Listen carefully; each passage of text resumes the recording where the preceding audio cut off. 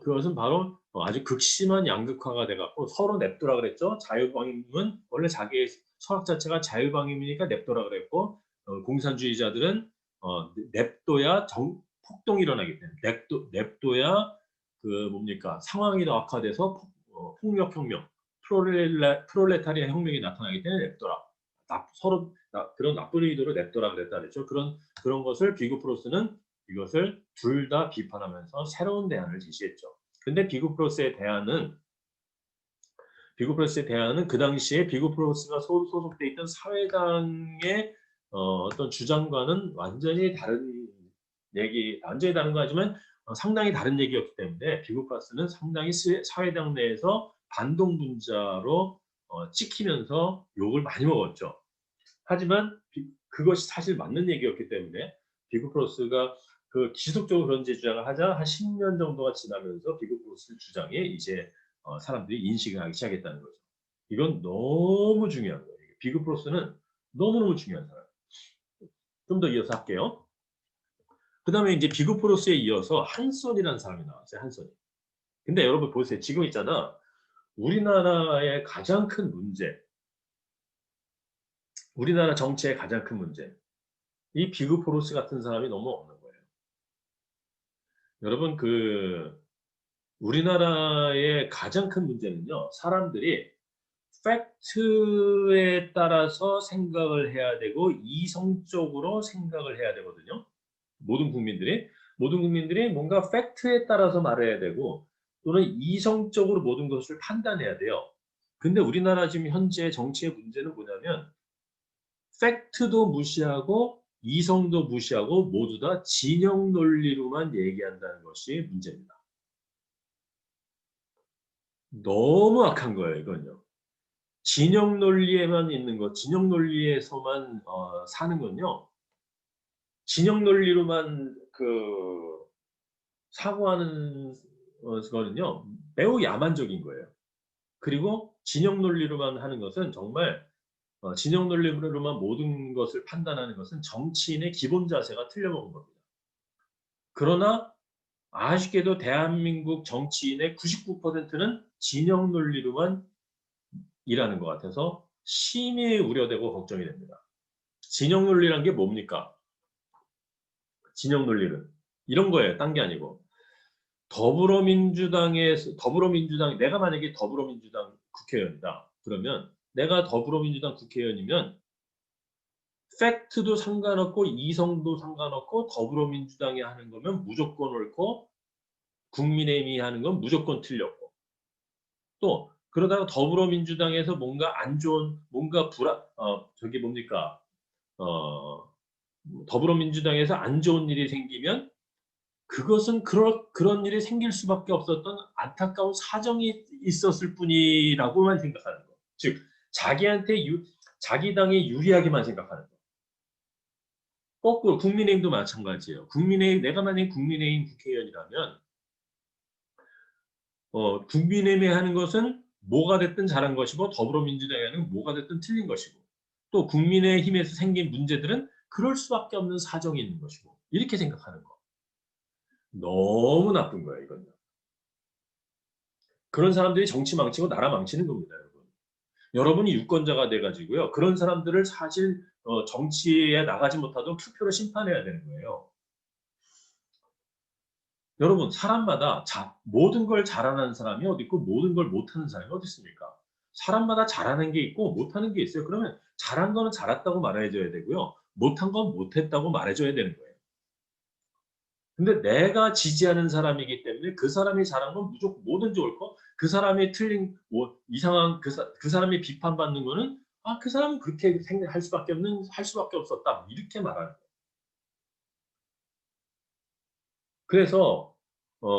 그래서 이게 문제라는 거예요. 근데 비그 포르스는 진영 논리에 빠지지 않았단 말이에요. 비그 포르스가 만약에 진영 논리에 빠진 사람이었다 그러면요. 이런 주장을 하지 못해요. 비그 포르스가 만약에 진영 논리에 빠졌다 그러면요. 사람보다 이념이 목적이라고 말해야 되는 것이고 생산 수단의 국유화를 주장해야만 되는 것이고요. 효율성과 생산성 같은 단어는 입에도 올려서는 안 되는 것이고 금기어기 때문에 입에도 올려서는 안 되는 것이고 노동자만 이익 봐야 된다고 주장하는 사람이 됐을 거란 말이에요. 비교 프로세가 진영 논리에만 사회당의 당론에만 무조건 앵무새같이 따라가는 사람이었다. 그것이 문제입니다. 어쨌든 간에. 한마디로 무슨 얘기냐면요. 내가 비록 더불어민주당 소속이라 그랬다 할지라도 더불어민주당에서 잘못하는 것은 잘못했다고 말할 줄 알아야 되고, 내가 국민의힘에서 잘한 것은, 내가 비록 더불어민주당 출신이라 할지라도 국민의힘에서 잘한 것은 잘했다고 말해줄 줄 알아야 되고, 거꾸로도 마찬가지. 내가 국민의힘 의원이라 그러면은, 소속이라 그러면 더불어민주당이 내가 나도 국민의힘 소속이지만 국민의힘이 잘못한 것은 잘못한 것은 분명히 잘못했다라고 말을 하고, 더불어민주당이 잘한 것은 더불어민주당이 그건 잘한 것이다라고 얘기해 줄 수 있는 것. 이게 바로 진영 논리를 벗어난 모습이죠, 이게. 근데 저는요, 지금 복지국가를 강의하고 있잖아요. 그죠? 복지국가를 강의하고 있어요. 근데 그리고 말이죠, 여러분, 진영 논리에 빠진 사람은요, 팩트를 왜곡을 합니다. 팩트를 어떻게 왜곡을 해요? 자기한테 유리한 팩트는 팩트 체크하자고 막 난리를 치고요. 자기한테 불리한 체크는 구렁이 담 넘어가듯이 넘어가는 거죠. 우리는 어때야 됩니까?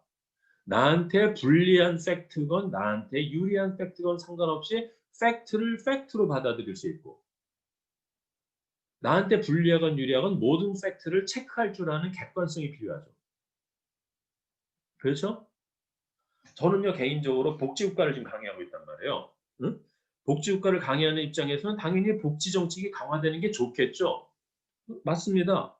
그리고 공공사회 대비 GDP 대비 공공사회 지출을 증가시키는 거 대환영입니다.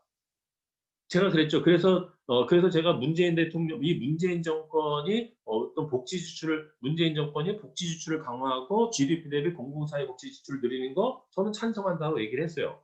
그거는 문재인 정권이 잘하는 겁니다. 그렇지만 문재인 정권이 잘못하는 것 중에 하나는요, 이 진영 논리를 너무 심화시키는 것은 너무 잘못이라고 생각을 하는 거예요. 진영 논리를 심화시키는 거예요. 뭐 여러분 중에서도 저는요, 어떤 정치적 색채를 얘기하는 게 아니에요. 저는 우파나 좌파가 옳다 이런 얘기를 하는 게 아니라고 저 여러 번 얘기했어요. 문재인 정권이 잘하는 게 있다면 복지를 강화하고 GDP 대비 공공사회 지출 강화한 거, 이런 건 잘한 거예요. 하지만 잘못한 것 중에 가장 잘못한 거, 국민을 편가르게 하고 진영 논리로 모든 것을 판단하는 거.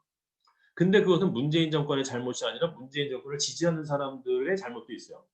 소위 그래서요, 혹시 여러분 중에도 그런 사람이 있는지 모르겠는데, 저는 대깨문과 같은 태도는 틀렸다고 생각해요. 확실히 틀린 겁니다. 그건요.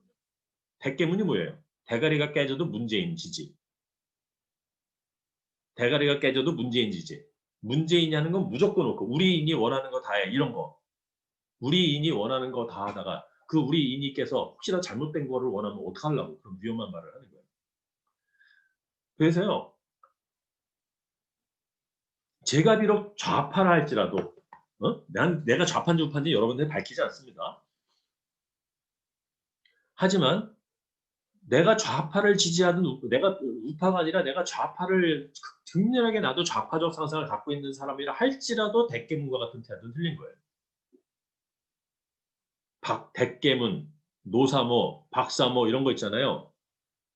노사모는 뭡니까? 노무현을 사랑하는 사람들의 모임. 박사모는 박근혜를 사랑하는 사람들의 모임. 그런 거죠. 근데 여러분 보세요. 말이 달라졌잖아. 노무현을 사랑하는 사람들의 모임, 박근혜를 사랑하는 사람들의 모임하고 대가리가 깨져도 문재인은 다른 거죠? 확실히? 응? 대가리가 깨져도 문재인이란 건 이거는 진영 논리로 막 가겠다는 거야. 이거는 매우 우리나라 정치 발전에 안 좋은 거고요. 대가리가 깨져도 문재인이라는 대깨문에 소속된 사람이라 할지라도 문재인 잘못하면 잘못했다고 말할 줄 알아야지. 그래서 말이죠. 더불어민주당에서 뭔가 더불어민주당과 조금 다른 금태섭 의원이라는 사람이 조국을 조금 비판했다가 완전히 그 문재인 열혈 지지자들한테 십자포화를 당하면서 난리 났었고 최근에 어떤 그 여당 더불어민주당의 이름 그 사람 이름 까먹었네. 더불어민주당의 어떤 분야의 어떤 국회의원장이 저기 누굽니까? 저기 추미애 장관 보고 추미애 장관이 자꾸 질문도 안 듣고 대답을 하니까 질문 듣고 대답하라고 제발 그만 좀 정도껏 하시라고 말했다가 문재인 지지자들한테 엄청나게 하루 종일 시달림을 당했다. 이런 얘기 있잖아요. 이런 얘기 여러분 신문지상으로 봤을 거예요, 아마. 이런 태도는요. 매우 후진적인 태도라는 거예요. 우리나라 정치인들이 그런 어떤 진영 논리에 놀아난다. 우리나라 정치인들이 그런 진영 논리에 놀아나는 한 우리나라는 정치 발전도 복지 발전도 기대하기 어렵습니다. 타협과 민주주의가 뭡니까? 대화와 타협으로 대화와 타협으로 하는 거죠. 그죠? 그다음에 그 민주주의는 정확하게 잘한 것을 잘했다고 말하는 것이고 팩트는 나에게 불리하든 유리하든 체크돼야 되는 것이고 그죠? 나한테 유리한 팩트만 가져오고 나한테 불리한 팩트는 무시하는 게 아니라 그런 것들을 그런 어떤 차도로 가는 것이 정치 발전인데 그런 면에 있어서는 현재의 우리나라 정치는 심히 후퇴하고 있다는 거기에는 여당과 야당이 둘 다 책임이 있죠. 근데 둘 다 책임이 있지만 그렇다 할 때 국정을 책임진 쪽에도 더 책임이 있는 거죠. 그래서 여러분 이런 건 매우 그래서 우리는 이 역사로부터 교훈을 얻어야 돼요. 이 비그포로스라는 사람은요. 돌 맞을 일을 한 거예요. 그 당시에 이건. 돌 맞을 일을 한 거야. 역적이 되는 거예요. 역적이. 하지만 이 비그포로스는 역적이 되고 사람들한테 돌 맞는 것이 중요한 것이 아니라 진짜 국민을 사랑했기 때문에 이런 말을 하는 거라고요. 나는요 진짜 대한민국에서도 이런 정치인이 제발 좀 나왔으면 좋겠어. 이런 정치인이.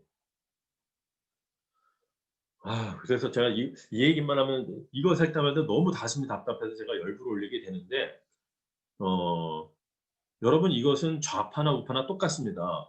어쨌든 간에 좌파나 우파나 어떤 좌파는 뭡니까? 좌파적 사상이 현재의 우리나라에 조금 더 도움이 된다고 생각하는 사람들이고 우파는 뭡니까? 우파적 사상이 대한민국의 발전에 좀 더 도움이 된다고 생각하는 사람들이 우파 상황이에요. 그런 내가 비록 좌파나 우파 한쪽에 있다 할지라도 세상에 좌파만 필요한 게 아니란 말이에요. 세상에 우파만 필요한 것도 아니란 말이에요. 그래서 우리는 미르달도 필요하고 하이에크도 필요한 거란 말이에요. 역사가 그걸 말하잖아요. 역사가 우파 일변도로 갔을 때 문제점이 생기는 것을 증명했고 좌파 일변도로 갔을 때 문제점이 생기는 걸 증명했단 말이에요. 역사가. 그럼 이제는 어떻게 해야 돼? 좌파와 우파가 뭔가 좌파와 우파가 둘 다 맞는 부분이 있고 서로 맞는 부분이 있고 말되는 부분이 있기 때문에 둘이 잘 절충을 해서 해나가는 것이 중요하다는 거예요.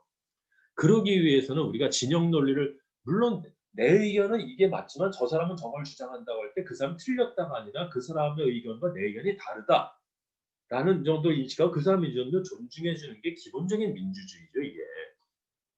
그래서 이런 어떤 비그프로스 같은 사람이 대한민국에도 정말 나오길 원하는 거예요. 근데 이게 이제 비그프로스가 이렇게 10년간 고군분투하고 싸웠어요. 스웨덴에서. 그랬더니 드디어 비그프로스를 지지하는 한손이라는 사람이 나타났어. 어떤 사람이 한 손을 딱 들고 나타나더니 나도 비그프로스를 지지합니다. 그래서 한 손을 들고 나타났어. 그래서 그 사람 이름이 한손이야. 이 한손이라는 사람은요. 1932년부터 1946년까지 장장 15년 동안 스웨덴의 총리를 한 사람이에요. 스웨덴의 총리를 한 사람. 그리고 이 사람은 스웨덴의 복지국가 건설을 추진한 사람이에요.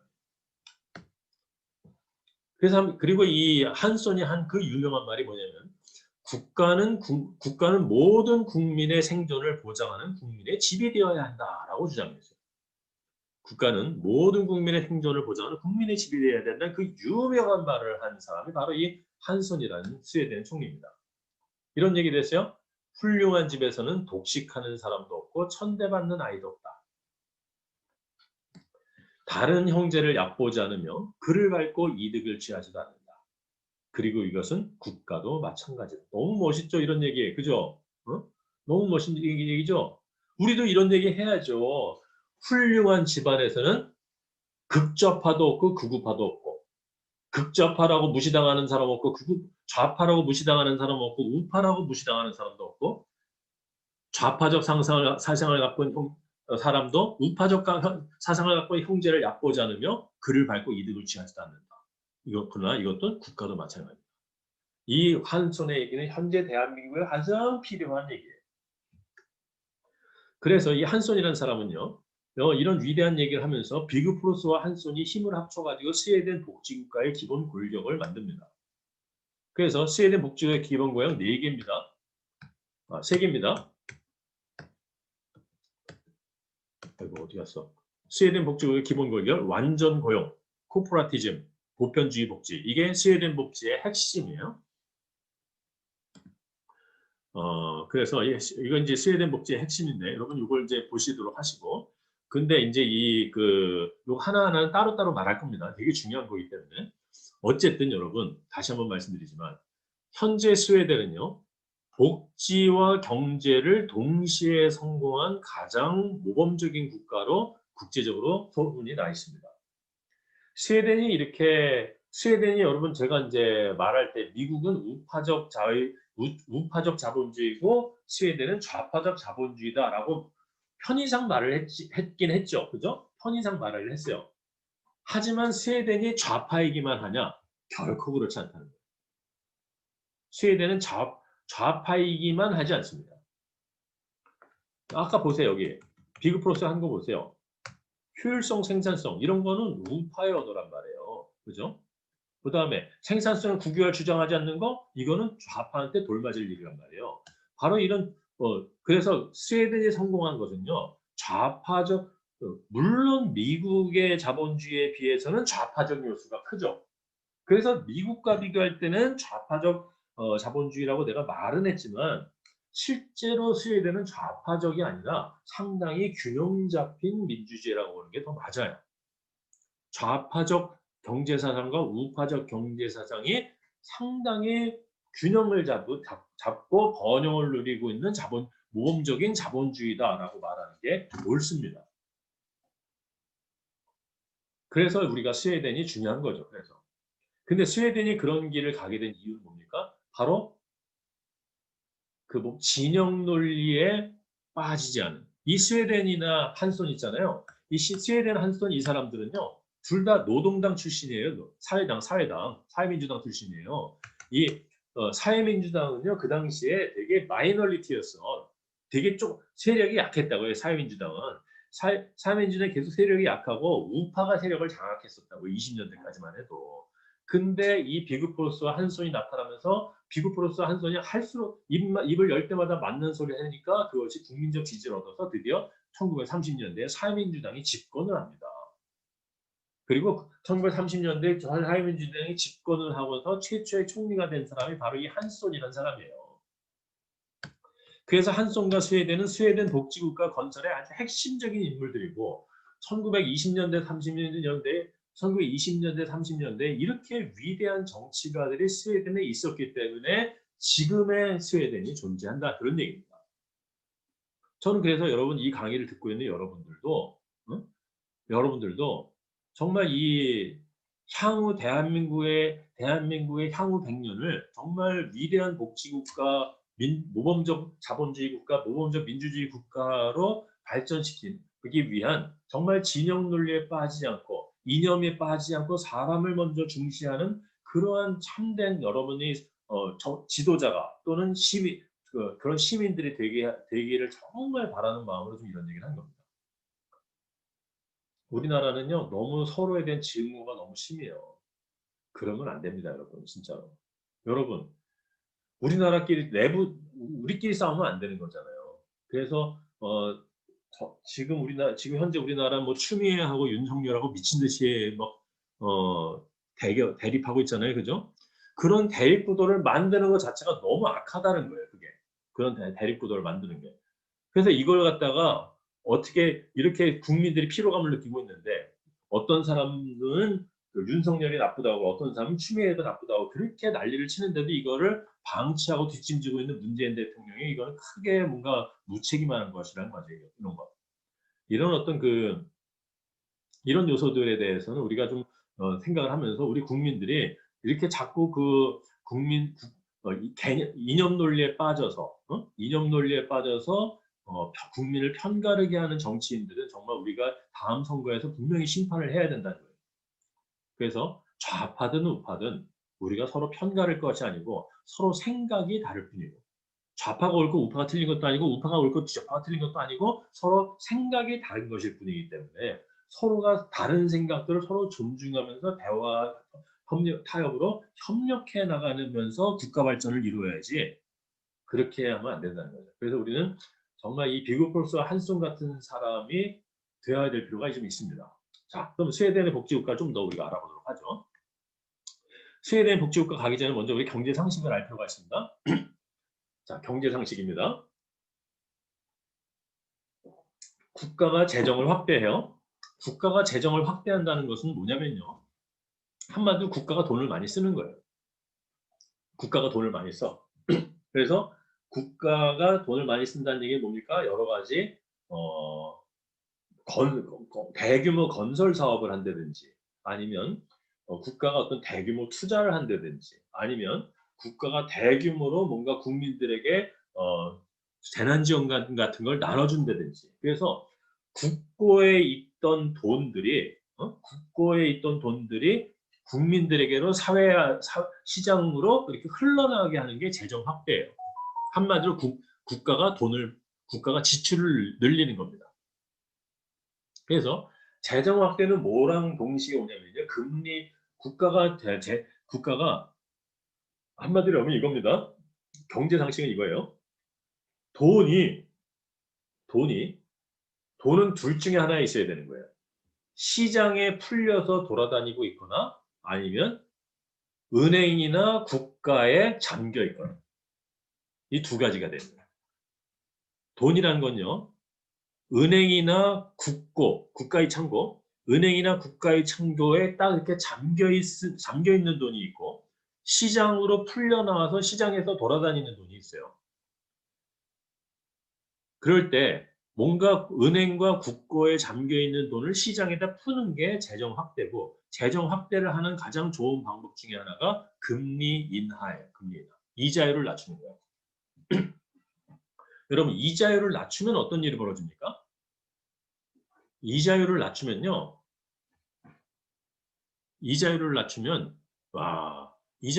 어떤 일이 벌어지냐면 여러분 이자율이 낮아졌어. 그럼 여러분 같은 이자율이 낮으면 은행에서 돈을 더 빌릴까? 아니면 빌렸던 돈을 갚을까? 이자가 낮은데. 이자가 낮으면 은행에서 돈을 더 빌릴 거 아니에요. 그죠? 사람들이. 이자가 낮으니까 이자가 되게 낮네? 대출 이자가 되게 낮네? 그러니까 사람들이 더 대출을 할 거 아니에요. 그죠?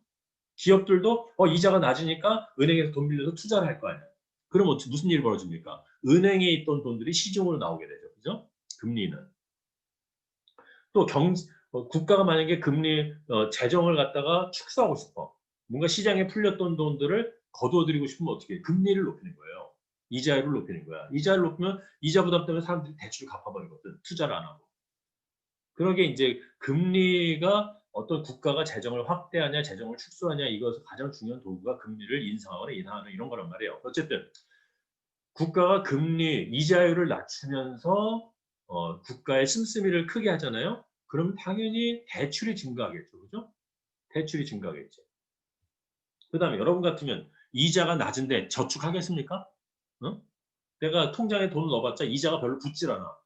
근데 그러면 저축을 안 하겠죠. 그죠? 그러니까 금리가 낮아지게 되면은 당연히 대출은 증가하고 저축은 감소하게 돼 있어요. 대출이 증가하고 저축이 감소하면 은행에서 썼던 돈들이 시장에 나와서 돌아다니게 되니까 어떻게 돼요? 시장에 유통되는 화폐의 양이 많아지게 되니까 많아지고 투자가 증가하게 되죠. 기업들도 돈을 투자하게 되니까. 기업들도 은행에다 돈을 맡겨놓지 않고 새로운 사업에 투자하게 되니까.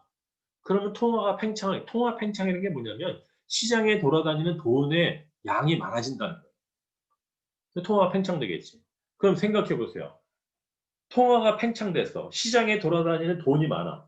여러분, 돈이 많아지면 돈의 가치가 올라가겠어요? 떨어지겠어요?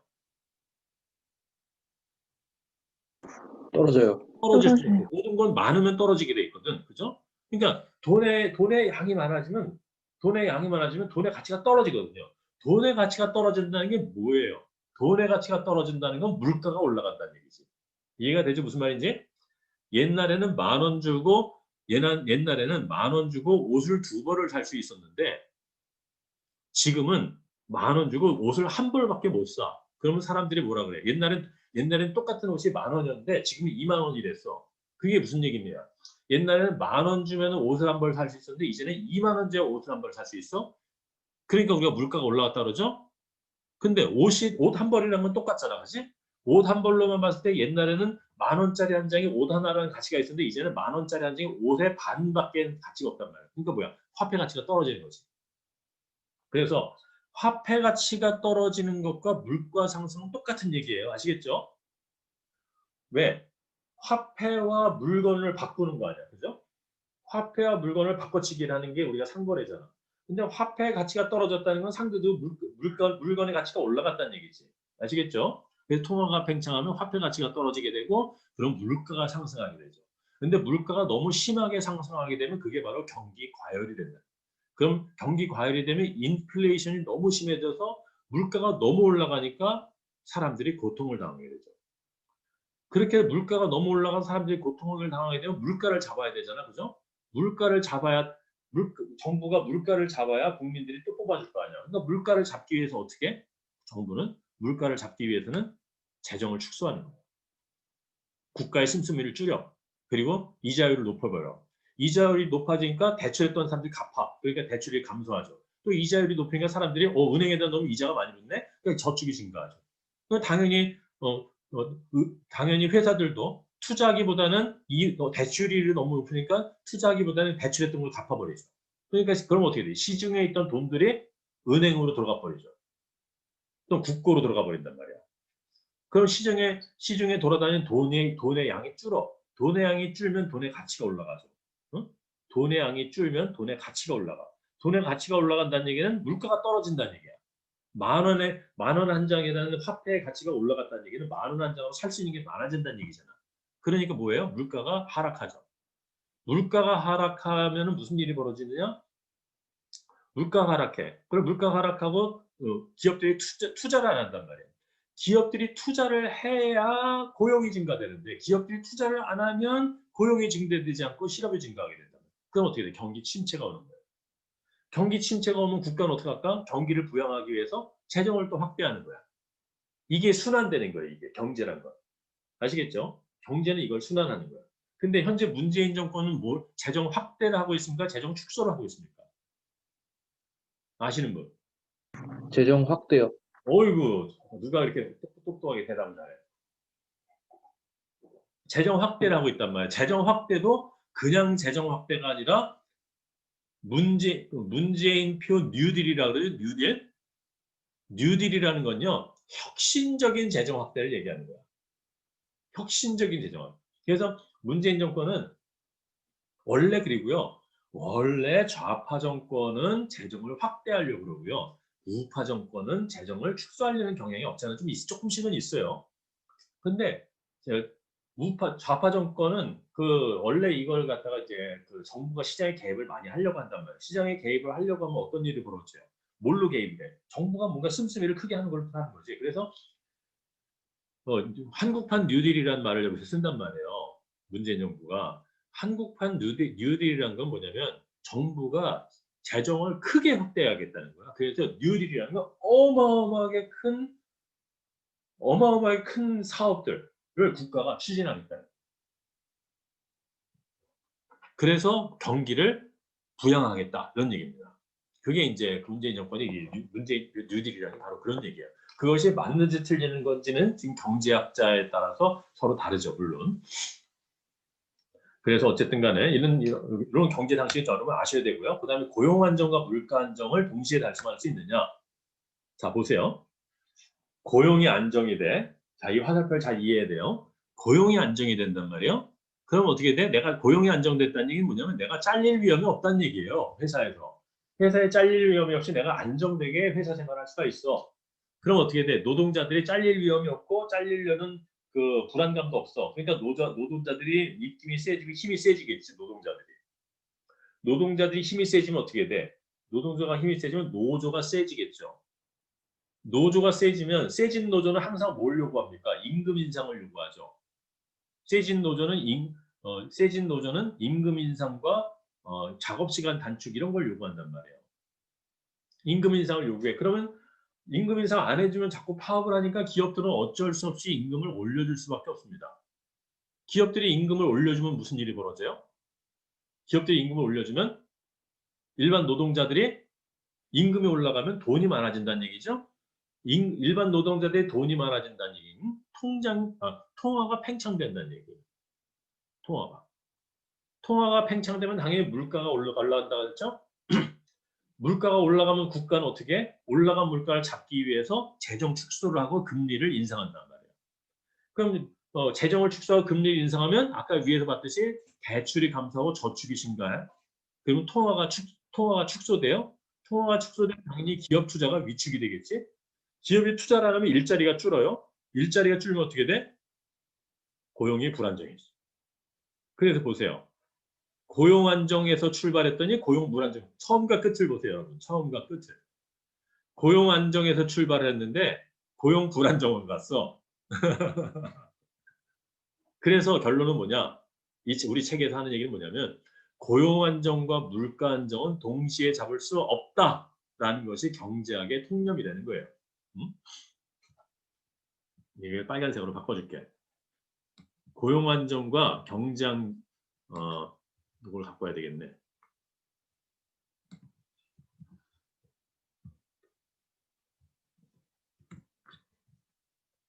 요거. 아시겠죠, 요거. 그래서 이 고용 안정과 경제 안정은 동시에 가져올 수 없다라는 것이 기본적인 어떤 그 상식이에요. 경제학에서는. 근데 여러분 이걸 잘 보세요. 그렇다면 여러분 보세요. 고용 안정과 물가 안정 우리가 둘 다 갖고 싶잖아, 그죠? 우리가 나중에 회사에 취직했을 때 내가 고용이 안정되고도 싶지만 또 물가도 안정됐으면 좋겠잖아, 그죠? 아이고 미안해요. 내가 이거 아이디어가 생겼을 때 지금 안 하면 꼭 잊어먹더라고 내가 잊어먹고 안 해갖고 이것들 여러분들 이제 후배들을 위해서 여러분 이해를 좀 해주세요. 내가 중간에 애니메이션 조금씩 바꾸는 거를. 자, 그래서 이것을 이제 이렇게 하게 되면 어떤 일이 벌어지냐면요. 그 고용 안정과 물가 안정을 동시에 달성하기 어렵다라는 것이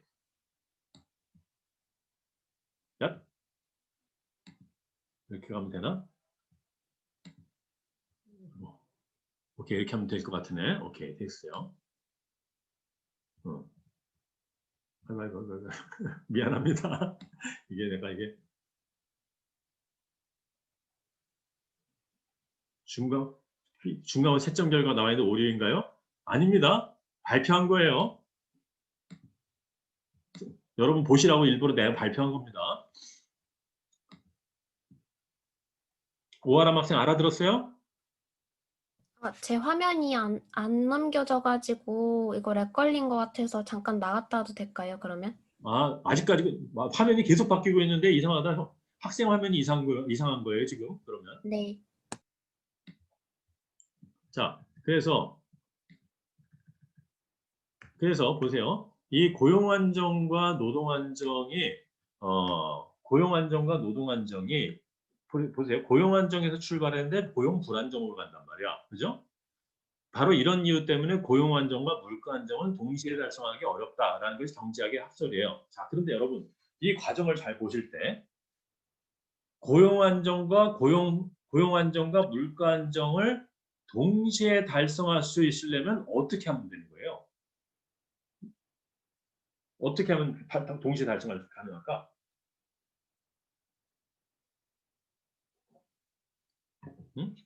어떻게 하면 달성될 것 같아요? 고용 안정이 결과적으로 고용 불안정으로 가는 이 악순환의 사슬을 끊어버리려면 뭘 끊어야 돼요? 임금 인상 요구? 그렇지. 중간 과정 중에서 뭔가를 끊어야 된단 말이야. 바로 그게 뭐냐면 노조가 말이에요. 노조가 과도한 임금 인상 요구를 하지 않는다면, 응? 물론 노동자의 임금을 올려야 될 필요가 있을 때가 많죠. 그죠? 그죠? 노동자의 임금을 올려야 될 필요가 많이 있습니다. 하지만 노동자 여기서 이제 여기서 임금 인상 요구라는 것은요.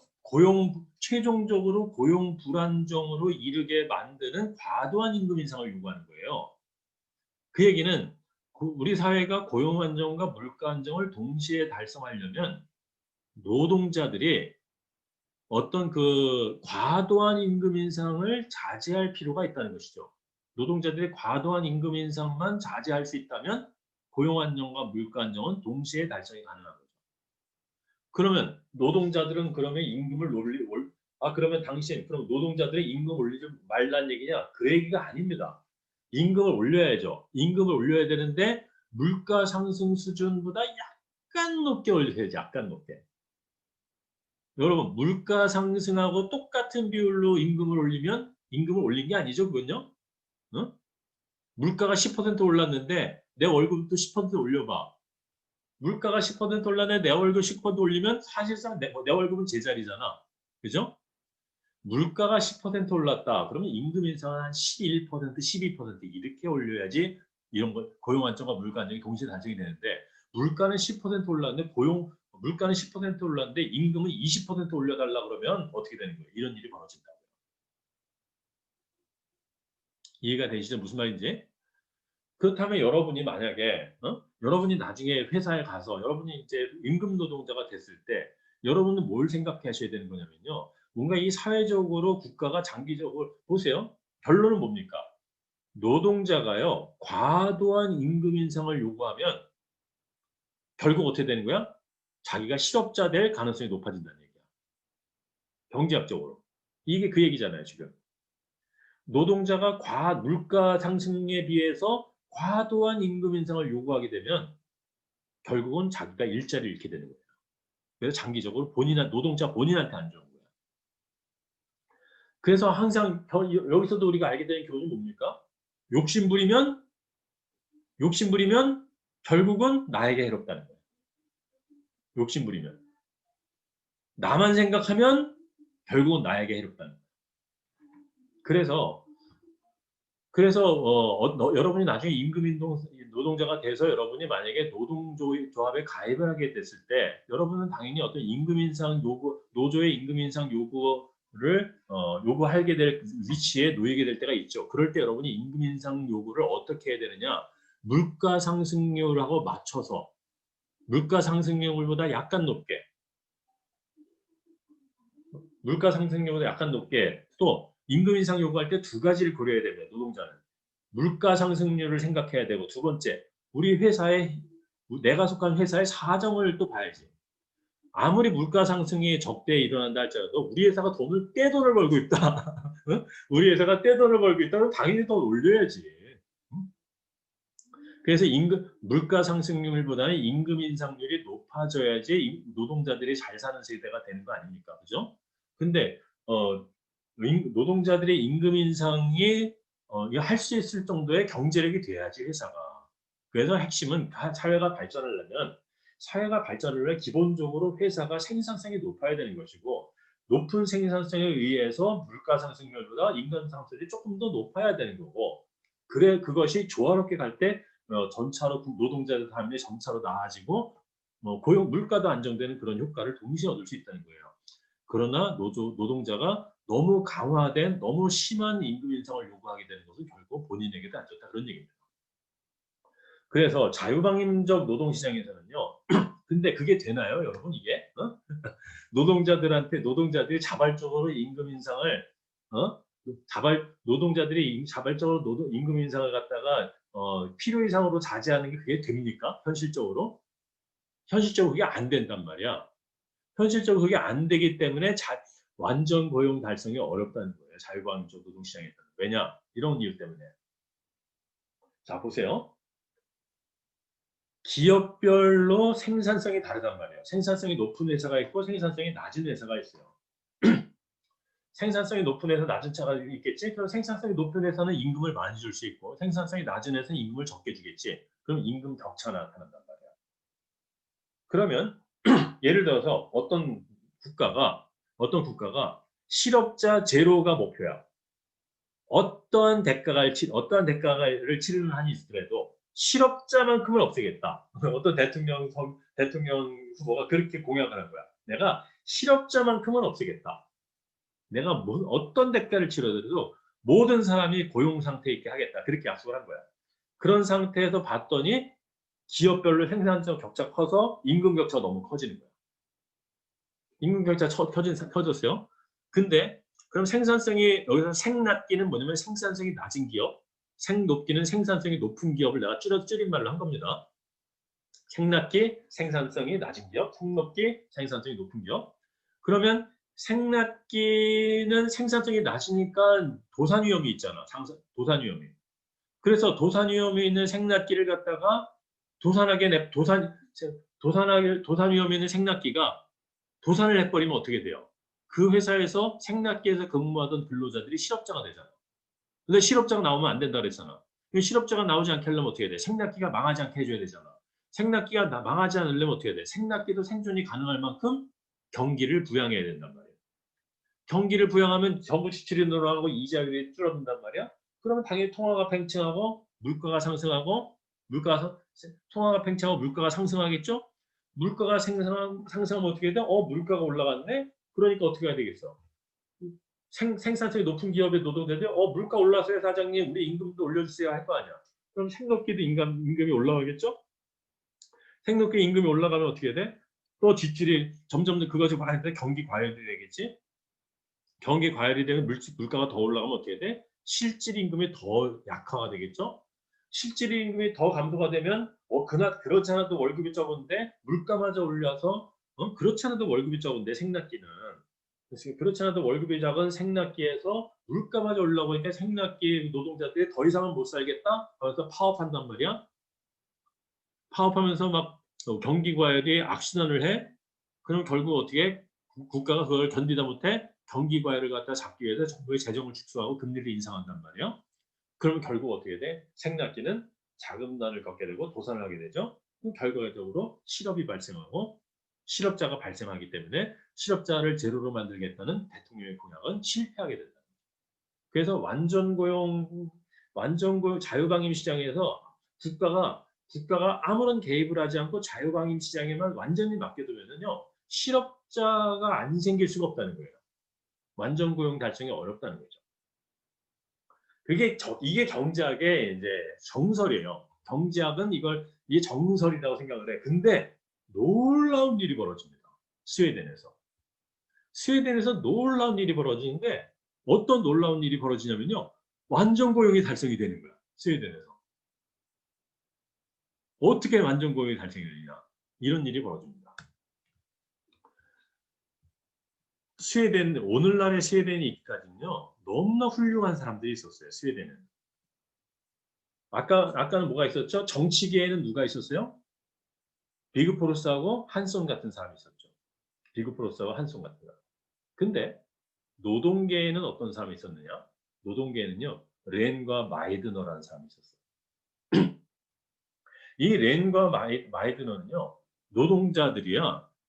근데 이 사람들은 이 노동자들인데 이 완전 고용을 달성해야 되겠다는 생각을 했어요. 그래서 아까 얘기했죠. 뭐라고 했습니까? 완전 고용이 달성이 어렵다 그랬지. 자유방임 시장에서는. 근데 왜 그래요? 완전 고용을 달성하려고 그러면 결국 어디로 가? 완전 고용 상태를 유지하려고 그러면 경기 과열로 가게 되겠단 말이에요. 이해가 되시죠?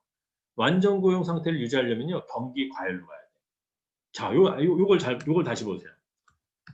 완전 고용을 달성하려면 어떻게 해야 돼? 생산성이 낮은 기업도 살아남아야 되잖아. 그죠?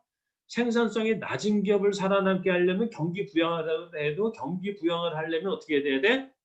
경기 부양을 하다 보면 인플레이션, 경기 과열이 된단 말이야. 근데 결국은 경기 과열이 되는 이유가 뭡니까? 생산성이 낮은 기업도 살아남게 해주려고 경기 과열이 되는 거란 말이에요. 그러면 그럼 경기 과열을 안 시키려면 어떻게 하면 돼? 생산성이 낮은 기업이 없으면 되겠지. 모든 기업의 생산성이 높으면 될 거 아니야. 그렇죠? 그런 거예요. 그래서 이제 렌과 마이드너라는 모델을 제시합니다. 렌과 마이드너 모델을 하려고 그랬더니 쉬는 시간이 훌쩍 지났네. 지금 2시 1분인데 2시 10분까지 쉬셨다가 이 방법이 바로 동일노동, 동일임금이라는 노동자들 사이의 연대임금 정책이 핵심이에요. 이걸 그래서 자 그러면 경기 과열을 피하고 완전 고용을 달성하면서도 경기 과열을 피하려면 동일노동, 동일임금을 갖자라는 거예요. 동일노동을 동일임금. 그래서 똑같은 종류의 일을 하면 같은 임금을 받자 이겁니다. 똑같은 일을 하는데 누구는 100만 원 받고 누구는 200만 원 받고 그러면 안 된다는 거예요. 똑같은 일을 하면 똑같은 임금을 받자. 그게 그래서 노동자들 사이 연대 임금 정책의 핵심이고요. 여기서 이제 LO라는 것은요. LO는 Labor Organization 이런 뜻인 것 같아요. Labor Organization. 그러니까 뭐야? 노동자 연맹. 한마디로 우리나라로 따지면 전국 규모의 민주노총 같은 거죠. 교수님, 전국 규모의 노동자들. 그래서 전국 규모의 스웨덴 노동자 노동자 조직인 LO는 1951년 총회에서 경기 과열을 방지하고 경기 과열을 방지하기 위해 뭐를 강조했다고요? 임금 인상 자제의 중요성을 강조하고 산업별 차원의 임금 결정권을 중앙 조직인 LO로 넘겨서 전국적 차원에서 임금 조정 역할을 수행하도록 결정을 합니다. 여러분 상상이 됩니까? 아까 뭐라 그랬어요? 제가 여기 처음 얘기할 때 고용 안정과 물가 안정 동시에 하려면 결국은 어떻게 된다는 거예요? 노조가 과도한 임금 인상을 요구하면 안 된다 그랬죠? 그죠? 근데 그게 현실적으로 가능하겠냐? 내가 그랬잖아. 그게 현실적으로 가능하겠냐 이거야. 근데 그런 일이 벌어진 거야 이게. LO 우리나라 민주노총 같은 거라고요. 우리나라의 민주노총 같은 역할을 하는 생각해봐. 우리나라 민주노총에서 임금 인상을 자제해야 된다라는 말 꺼내는 게 가능합니까 여러분? 돌 맞으려고? 몰매 맞으려고? 우리나라 민주노총에서 노동자들의 임금 인상을 자제해야 됩니다라고 말했다가는 그냥 매장되는 거야 한국에서. 한국같이 진영 논리에 의해서 모든 게 결정되는 사회에서는요. 그런 말 했다는 매장되는 거야. 근데 스웨덴에서는 그런 일이 벌어졌다고요. 임금 인상 자제의 중요성을 정부가 얘기했습니까? 기업이 얘기했습니까? 아니요. 노동자 스스로 얘기했다고요. 노동자 스스로가. 왜? 노동자들이 머리가 돌아가는 것이 머리가 돌아가는 거지. 과도하게 욕심 부리면 우리 모두 실업자 된다. 그러니까 우리가 욕심을 좀 자제해야 우리도 장기적으로 잘 먹고 살 수 있다. 똑똑한 거지 그게 여러분. 그게 똑똑한 거예요. 그런 거 하려고 대학 교육 받는 거야. 그런 걸 뭐라 그래? 그런 걸 지성인이라고 그러는 거죠. 지죽을 줄도 모르고 자기가 죽을 줄도 모르고 욕심 부리는 게 아니라 어떻게 해야지 나도 살고 너도 살는 길인지를 알고 자기 욕심을 자제하는 거 그런 거 하려고 여러분 그런 게 지성인이에요. 아 세상에 노조가 나서서 임금 인상을 자제해야 된다고 말을 했어. 그래서 지금의 스웨덴이 있는 겁니다. 여러분 우리도 이런 걸 진짜 배워야 돼. 그래서요. 렌과 마이드너는요. 이 노동자 전체 총회에서 계획된 임금 정책과 연대 임금을 수단으로 삼아가지고 완전 고용과 경제 안정과 실질 성장 전략을 제안합니다. 1951년에 이런 회의를 했고요. 그로부터 1년 뒤 1952년에 스웨덴 경영자연맹 누굽니까? 한마디로 사장님 집단이에요. 사장님 집단. 우리나라 따르면 경제인 총연합회 이런 거 전국 경제인 총연합회 같은 거. 사장님 집단 1950년대 사장님 집단은 LO에게 중앙임금 교섭을 제안하죠. 그래서 LO가 대표성이 있다는 걸 알았기 때문에. 그래서 이제 어떻게 했냐면 합의를 해. 그래서 동일 노동은 동일 임금을 준다 한 거야. 그럼 생각해 보세요. 하루아침에 예를 들어서 A라는 기업은 생산성이 높고 B라는 기업은 생산성이 낮았어요. 그래서 A하고 B는 똑같은 업종인데 A는 생산성이 높고 B는 생산성이 낮아. 그래서 A 기업 노동자는 200만 원을 벌고 있었고 월급이 200만 원이고 B 기업은 월급이 100만 원이었어. 100만 원이나 되는 임금 격차가 있었다고요. 근데 동일 노동 동일 임금을 하기로 했잖아. 그러면 임금을 어디서 정할까? A에 맞출까? B를 맞출까? 중간에서 맞출까? 당연히 중간에서 맞출 거 아니에요. 그죠? 중간에서 맞추니까 월급을 A 기업 노동자는 150만 원 받고 B 기업 노동자는 150만 원을 받았어. 근데 어느 날 이제 이걸 합의하고 보니까 A 기업도 B 기업도 둘 다 월급이 150만 원이 된 거예요. 그 A 기업은 좋아 안 좋아? A 기업은 노동자들한테 월급을 200만 원씩 줬는데 이제 150만 원만 줘도 돼. 이거 얼마나 좋아? 그죠? 그지? 좋지? 응, 좋아요. 근데 B 기업은 어떻게 되는 거야? 가뜩이나 생산성이 낮아서 100만 원 갖고 근근히 살고 있었는데 어느 날 갑자기 임금을 150만 원을 줘야 되는 거야. 그 감당이 됩니까? 감당이 안 되지. 그죠? 그러니까 도산을 하는 거예요. 자, 보세요. 연대 임금을 하니까 어떻게 됐냐면 임금 격차가 해소됐어. 임금 격차가 해소되니까 어떻게 돼? 저임금 노동자의 임금이 상승한단 말이야. 그죠? 근데 물론 고임금 노동자의 임금은 하락했겠죠. 하지만 고임금 노동자의 임금 하락은 큰 문제가 되는 게 아니란 말이에요. 기업 입장에서는. 하지만 저임금 노동자의 임금 상승은 생산성이 낮은 기업은 하루아침에 인건비 부담이 너무 높아지니까 결국 어떻게 돼? 생산성이 낮은 기업은 자연스럽게 망하는 거지. 망했어. 그러면 생산성이 낮은 기업이 망하면 실업자가 발생하잖아요. 실업자가 발생할 때 잽싸게 뭐가 등장해? 적극적 노동시장 정책이 등장하는 거지. 실업자가 딱 등장을 해. 그래서 생산성이 낮은 기업이 망했어. 망하니까 거기서 일하던 노동자들이 실업자가 됐어. 그랬더니 국가적으로 국가복지가 작동이 돼갖고 적극적 노동시장 정책이 가동돼서 어떻게 돼요? 여러분 적극적 노동시장 정책은 두 가지가 핵심이라고 했죠. 뭐라고 했죠? 실업자들에게 먹고 살 수 있도록 실업급여를 충분히 주는 것과 또 하나 뭐라고요? 실업자들을 재교육하는 것. 그래서 생산성이 낮은 기업에서 생산성 낮게 일하던 노동자들을 적극적 노동시장 정책을 동원해서 생산성을 높일 수 있도록 재교육을 시킨단 말이에요. 그러니까 생산성이 낮았던 노동력이 생산성이 높아진단 말이에요. 그러니까 어떻게 돼? 국가 전체적인 생산성이 향상되는 산업구조조정이 돼요. 자 보세요. 그래서 A기업 200만 원, B기업 100만 원이었어. 근데 동일노동 동일임금하니까 둘 다 150이 됐어. 그러니까 B기업이 망했어. 그러니까 B기업이 망하니까 B기업 사람들이 어떻게 됐어요? B기업 사람들이 어떻게 됐어? 실업자가 됐지? B기업 사람들이 실업자가 됐어. 실업자가 된 상태에서 어떻게 돼? 생산성을 높이기 위해서 어떤 기술 훈련 같은 걸 더 받았어. 그래서 기술적으로는 실업자들이 기술 훈련을 받아서 능력을 갖췄어. 이렇게 능력을 갖춘 상태인데 생각해 보세요. 아까 A기업은 B기업은 망했는데 A기업은 어떻게 됐겠어요? B기업은 망했단 말이야. A기업은 어떻게 됐을까? 월급을 200만 원 주다가 150만 원 주니까 더 잘 나갈 거 아니야? 더 잘 나가니까 어떻게 돼? 공장을 확충할 거 아니야? 공장을 확충하면 사람이 필요하겠지? 누굴 뽑겠어요, 그러면? 누굴 뽑겠어? B기업에서 실업자가 됐으나 적극적 노동시장 정책으로 재교육을 받아서 능력을 갖춘 사람들을 직원으로 뽑겠지. 결과적으로 B기업에서 있던 사람이 생산성이 낮은 B기업에서 허덕이던 노동자가 이제 A기업의 버젓이 생산적인 능력을 갖춘 기업가가 된 거야. 노동자가 된 거야. 그러니까 어떻게 돼? 국가 전체적인 생산성이 향상되죠. 그러면서 어떻게 산업 구조 조정이 자연스럽게 일어나죠. 생각 보세요. 국가가 성장하려면 국가 내에 있는 기업들의 생산성이 높아야 되거든.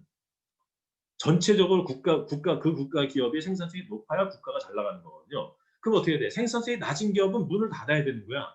근데 이거를 국가가 생산성 낮은 기업, 너네 생산성 낮으니까 문 닫아. 이렇게 한 것도 아니고, 누가 강제로 막 이렇게 데모를 한 것도 아니고, 이렇게 하니까 어떻게 돼? 자연스럽게 생산성이 낮은 기업은 문을 닫아버리는 거야.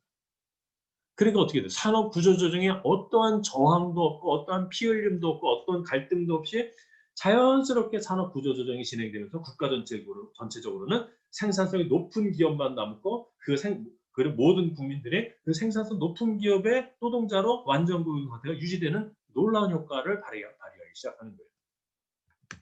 그게 바로 이 랜 마이드너 모델의 핵심이에요. 근데 보세요. 이 랜 마이드너 모델이 이런 놀라운 일이 가능했던 게 뭐라고요? 바로 노동자들이 직접 나서서 임금 인상 자제의 중요성을 인식하고 강조했다는 거예요. 아까 보세요. 비그포르스와 한손은 뭐라 그랬습니까? 비그포르스와 한손은 한마디로 뭐야? 비그포르스와 한손도 목숨 걸고 돌맞을 얘기를 한 거야. 자기 조직에서 돌맞을 얘기를 한 거야. 렌과 마이드너도요, 돌맞을 얘기를 한 거야. 자기, 이런 얘기 했다가 돌맞는 거거든, 원래. 결국은 이 스웨덴이 지금의 놀라운 효과를 가게 된 데는 이 돌맞을 줄 알면서도 자기 진영 논리에 빠지지 않고 옳은 것을 끝까지 뚝심 있게 밀고 나간 사람들이 결국에 주도권을 얻었기 때문에 스웨덴은 지금처럼 잘 사는 나라가 된 거라고요. 그런 의미로 봤을 때, 여러분, 그런 의미로 봤을 때 나는 금태섭이라는 사람이 누군지도 몰라. 어떤 사람인지 잘 모르고 그냥 곱게 생겼다는 것밖에 몰라. 근데 금태섭 의원이 조국을 갖다가 비판했던 것 때문에 결국은 민주당에서 쫓겨났거든요. 이거는 말이 안 되는 거야, 말이. 이건. 그렇다 그러면 내가 뭐 그 단순히 그 사실만 봤을 때 금태섭 같은 사람은 괜찮은 사람인 거야, 그러면. 그런 비판했다간 돌맞을 줄 알지 왜 몰라. 그런 비판했다간 돌맞을 줄 알면서 하니까 쫓겨난단 말이야. 근데 그런 사람이 쫓겨나는 나라란 말이야, 지금 대한민국은. 스웨덴은 그런 사람이 주도권을 잡아서 나라를 발전시켰는데 대한민국은 그런 사람을 쫓아내는 나라란 말이야. 그래서 내가 문제라는 거예요. 그래서 그 사람이 금태섭이 옳고 그르고 난 그 얘기를 하자는 게 아니라고요.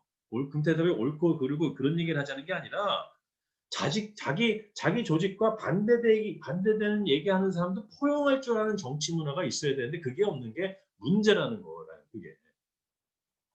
어쨌든 비그포르스와 한손은 정치계에서 그런 일을 했고 렌과 마이드너는 노동계에서 그런 일을 한 거야. 이건 너무 훌륭한 사람들이에요, 이 사람들 다. 그 다음에 아까 세 가지가 있다 했죠. 스웨덴 복지의 핵심은 완전 고용. 다른 말로 하면 렌 마이드너 모델을 근거로 한 완전 고용. 두 번째는 코퍼레티즘이라는 거예요. 코퍼레티즘이라는 것은요. 코퍼레이션 뭡니까? 협조하다 이런 뜻이잖아. 협조하다 이런 뜻이 코퍼레이션이잖아요. 코퍼레티즘은 뭐냐면 한마디로 19세기 말에서 20세기 초에 걸친 자유주의 이론과 막시즘 이론에 대한 비판의 기원을 두고 있어요. 즉 자유주의 이론과 막시즘 이론은 서로 반대되는 이론이거든요. 자유주의 이론은 극우파 이론이고 막시즘은 극좌파 이론이란 말이야. 근데 이 우파와 극우파 극좌파 이론을 둘 다 비판하는 것에 기원을 두고 있어요. 그러면서 사회 구성체들 간의 경쟁이나 갈등을, 막시즘은 뭡니까? 계급 갈등을 통해서 프롤레타리아들이 부르주아를 다 처단하고 프롤레타리아들의 세상을 만드는 게 저거잖아요. 저기 뭡니까? 막시즘이잖아. 내가 막시즘을 싫어하는 이유는 뭡니까? 내가 막시즘을 싫어하는 이유는 막시즘은요. 미움과 갈등을 출발로 하기 때문에 그래요. 막시즘의 출발은요. 자본가에 대한 미움과 갈등, 미움과 증오라고요. 미움과 증오가 판을 치는 세상을 만들면 안 된다고요. 그래서 어쨌든 간에 자유주의 이론이나 막시즘, 그 다음에 자유주의는 뭐가 나쁜 거야? 자유주의는 못 사는 사람, 능력이 약한 사람들에 대한 어떠한 배려도 없는 거니까 나쁜 거라고요. 근데 이런 자유주의와 막시즘 이론을 둘 다 비판하면서 사회 구성체들 간의 경쟁이나 갈등을 부인하고 계층 간 조화와 유기적 통합을 사회 질서주의의 본질적으로 것으로 보는 관점이에요. 되게 좋은 거죠? 그래서 사회 공동체 내에서 구성 부분들이 서로 조화롭게 결합함으로써 완전한 인가 실현을 도모한다는 의미와 정치 엘리트가 권력을 제압하고 합리적 선택과 결정을 하며 사회 집단을 재결속시켜서 사회적 조화를 진전시킨다는 의미를 갖는 것이 코퍼레티즘이라는 거예요. 지금 이 슬라이드가 여러분 강의 안에 있나요? 없죠? 네, 이건 그냥 제가 참고를 한 거예요. 별로 중요한 건 아닙니다. 그냥 코퍼레티즘 뭐라고요? 갈등을 안 하고 서로 조화롭게 살아가자 이런 얘기입니다. 그래서 이 코퍼레티즘이라는 것은요, 조합주의라고도 한국말로 번역하면 조합주의로 번역이 되기도 하고 노사정 삼자주의 또는 노사정 협조체제 같은 말로 번역됩니다. 노사정이 뭡니까? 노동자의 노, 사용자의 사, 사장님의 사, 그다음에 정부의 정, 노동자와 사장님과 정부, 아시겠죠? 무슨 말인지? 노사정, 노동자와 사용자와 정부가 서로 갈등하고 싸우지 않고 서로 조화롭게 합의해서 사회를 이끌어 나간다는 거예요. 되게 좋은 거예요, 그럼요. 그래서 이건 이제 박정희 정권 때는 이걸 국가 코퍼레티즘이라고 불러요. 국가 코퍼레티즘이라고 부르는데 이건 뭐냐면 국가 코퍼레티즘인데 누구랑 협력한 거야? 노동은 빼고 사장님과 정부가 협력한 거지. 그래서 국가 코퍼레티즘이고 노동을 억압했죠. 노동 억압하다가 나중에는 노동을 허용하게 됐죠. 근데 김영삼 정권 때는 관치적, 그러니까 제대로 된 어떤 노동, 이것도 똑같아요. 그래서 이건 어떤 박정희 시대나 김영삼 시대의 어떤 그 코퍼레티즘은 어떤 불완전한 코퍼레티즘이고요. 문재인 시대에 우리나라 노사정 합의라는 건 한 10년 전부터 이런 말이 나오기 시작했는데 문재인 시대는 네오 코퍼레티즘이라 그래서 뭐 이제 이것도 이제 여러 가지 견해들이 있습니다. 이건 별로 중요한 게 아니에요. 어쨌든 이것만 알면 됩니다. 코퍼레티즘이란 것은 노동자와 사용자와 정부가 함께 조화롭게 협의해서 유기적으로 사회를 이끌어 나간 것이다. 이렇게 생각하면 됩니다. 그래서 이제 뭐 노사정에 관한 최근에 이제 기사들 제가 여러분 스크랩한 겁니다. 그래서 잠깐 볼까요? 코퍼레티즘은 카톨릭 공동체 교리의 연원을 두고 왜냐하면 카톨릭 공동체에서는 뭐 이제 그 기독교잖아요. 기독교 안에서는 이제 사람들을 형제로 보니까 한 가족으로 보기 때문에 비스마르크를 통해서 실험받은 것으로 체제 내의 노동을 통합하는 사상 또는 정치 실험을 갖는다. 따라서 이 말은 막시즘에 대한 대표적인 라이벌 이론인 것이다. 노사 간의 관계를 화해할 수 없는 계급 대립으로 보는 것이 아니라 이게 중요합니다. 노사 간의 관계를 화해할 수 없는 계급 대립으로 보는 것이 아니라 노사 간 상호 공존을 실현하는 것을 통해서 공익에 기여하면서 노동운동이 체제 내로 통합되는 것을 말하고 있기 때문이다. 그래서 쭉 이제 중에 노란색으로 쓴 거 보세요. 노란색으로 쓴 거. 개혁의 시장은 정부가 주도할 수밖에 없다 할지라도 강조돼야 할 것은 노사정 3자 관계의 중심 주체는 어디까지나 기업과 노동이라는 사실이다. 그럼 정부는 뭡니까? 정부는 중재 역할을 하는 거죠. 정부는 중재 역할을 하는 거죠. 그런데 여러분, 그럼 노동자와 사용자가 서로 협력하려면 어떻게 해야 돼요? 서로를 미워하고 증오하고 그렇게 하면 안 되지. 서로 협력을 해야 될 거 아니에요. 서로 협력해서 공동 이익을 추구해야 될 거 아니에요. 그래서 어쨌든 이게 이제 중요하다 이제 그런 얘기고요. 자, 그럼 이제 우리가 이제 코퍼레티즘에 대한 어떤 기본적인 아이디어를 얻었으면 이제 스웨덴의 코퍼레티즘으로 갑니다. 스웨덴 코퍼레티즘을 우리가 사회 코퍼레티즘과 노사평화라고 이제 얘기를 하는데 노사정 합의가 핵심입니다. 그래서 살트 세바덴 협정이라고 있어요. 살트 세바덴 협정을 통해서 LO와 SAF 노동자를 대표하는 LO, 사용자를 대표하는 SAF와 정부가 함께 살트 세바덴 협정을 맺었어요. 그래서 이 협정의 핵심은 뭐냐면요. 각 집단의 이기주의와 적대의식을 극복하고 상대를 존중하고 배려하며 가족적 합의를 이뤄내자는 것이 바로 이 협정의 중심 내용. 너무 멋있는 거죠? 그래서 이게 중요한 거야, 이게. 어느 집단도 극단적으로 손해보지 않고, 응? 어느 집단도 극단적으로 손해보지 않고 멀리 보면 모두에게 이익이 되는 방향으로 협의를 진행했다는 거예요. 여러분, 내가 시험 문제에서 양극화가 부자들한테도 안 좋다라 그랬죠? 그죠? 양극화가 부자들한테 안 좋은 이유가 뭐야? 양극화가 뭡니까? 부자는 돈을 더 벌고 가난한 자는 돈을 적게 버는 거 아니야. 아, 부자는 돈을 더 버는데 뭐가 나쁘다는 거야? 단기적으로는 돈을 더 벌겠지. 양극화를 허용하잖아요. 그럼 부자들은 단기적으로는 돈을 더 벌겠지. 하지만 장기적으로 보면 결국 공황이 와서 부자도 망한다는 거예요. 결국 뭡니까? 여러분, 내가 여러분 좀 세뇌 좀 시킬게요. 세뇌 좀 시킬 테니까 여러분 마이크를 켜고 한번 나를 따라서 크게 한번 외쳐봅시다. 나 자신을 세뇌하기 위해서. 나만 잘 살려고 하다 보면 시작. 나만 잘 나만 잘 살려고 하면 하다 보면 결국 나도 망한다. 결국 나도 망한다. 그거예요. 나만 잘 살려고 하잖아. 나만 잘 살려고 하면요. 결국은 나도 망하는 거예요. 그럼 어떻게 해야지 되느냐? 어느 누구도 극단적인 소리를 보면 안 돼. 여러분, 나중에 이제 협상이란 걸 여러분이 이제 사회에 나가면 여러 가지 협상을 해야 된단 말이에요. 그죠? 여러분이 회사에 가거나 또는 개인적인 차원에서도 여러분은 여러 가지 이제 협상의 처지에 놓일 때가 많단 말이야. 많은 사람, 미숙한 사람들은 어떻게 생각하냐면 내가 100대 0으로 내가 다 가지는 게 좋은 협상이라고 생각할 수 있어요. 협상에서. 내가 100을 갖고 상대방 아무것도 못 갖는 거. 이게 좋은 협상이라고 착각할 수가 있어요. 100대 0은 결국 나도 망치는 협상입니다. 가장 좋은 협상은요. 한 60대 40이나 70대 30. 내가 한 6, 70 가져오고 상대방도 3, 40은 가져가게 하는 거. 이게 가장 좋은 협상입니다. 그렇게 돼야 그렇게 상대방도 3, 40은 가져가게 돼야 나도 6, 70 가져가는 게 지속적으로 가능해진다. 그래서 어느 집단도 극단적인 손해를 보지 않고 그렇게 되면 어떻게 돼? 멀리 보는 모두에게 이익이 된단 말이에요. 이게. 그래서요. 야, 이거 너무 멋있는 걸 해요. 우리도 이런 거 좀 해봅시다. 대한민국에서도 이런 소식 한번 들어보고 싶어요, 진짜.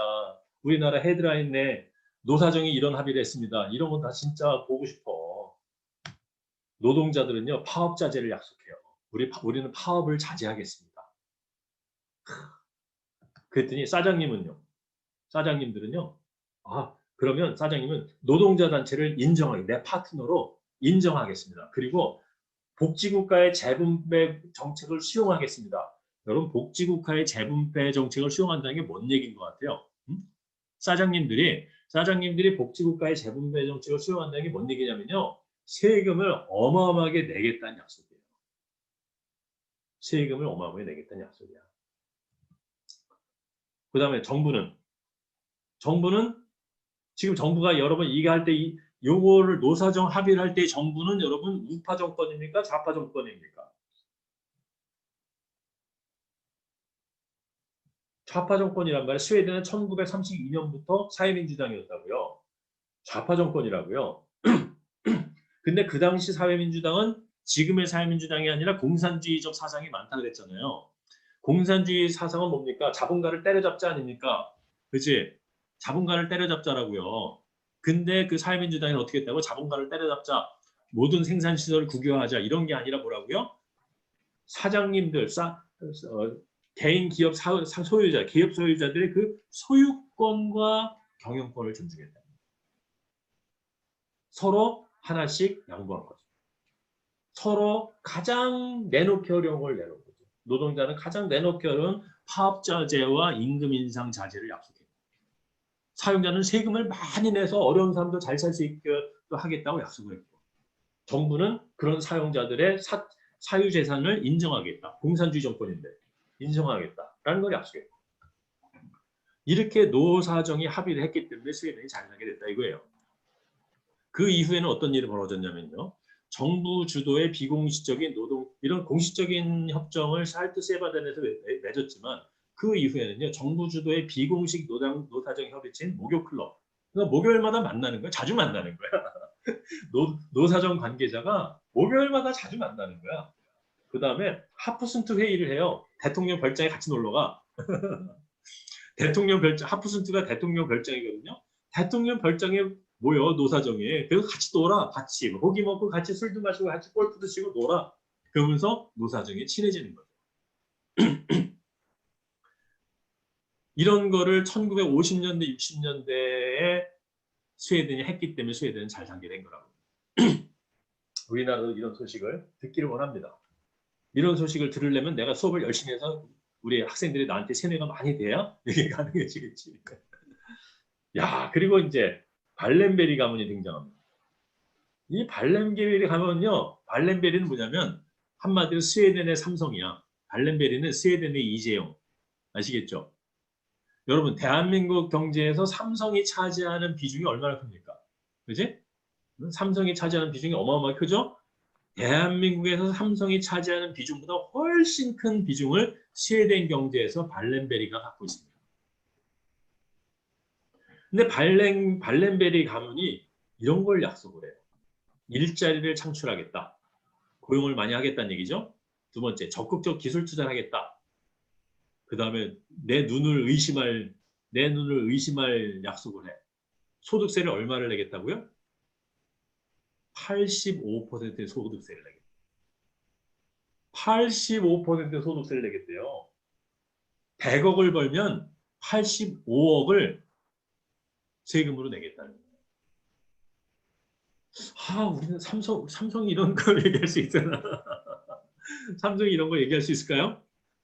우리가 삼성이 1,000억을 벌면 850억 세금을 내겠습니다. 이게 돼? 야, 놀랍죠, 그죠? 이런 놀라운 일들이 어떻게 있었나 몰라. 나 진짜 스웨덴 연구하면서 어떻게 이런 놀라운 일들이 있었나 몰라요. 어쨌든 그래갖고 발렌베리가 85%의 소득세를 내겠다고 하니까 그래서 정부가 어떻게 발렌베리한테는 특권을 인정해줘요. 발렌베리 가문한테는. 그게 또 문제가 되기는 해. 나중에 지금에 와서 그래서 스웨덴은요. 스웨덴 여러분이 나중에 과제를 하다 보면 알겠지만 스웨덴은요. 계층 우리나라는 평민 출신이라도 재벌로 갈 수가 있어요. 우리나라 경제 구조 상에서는 평민 출신이라 할지라도 재벌로 갈 수 있는 건 누굽니까? NC 소프트 같은 거잖아요. 우리나라에 NC 같은 회사, 게임 만드는 회사.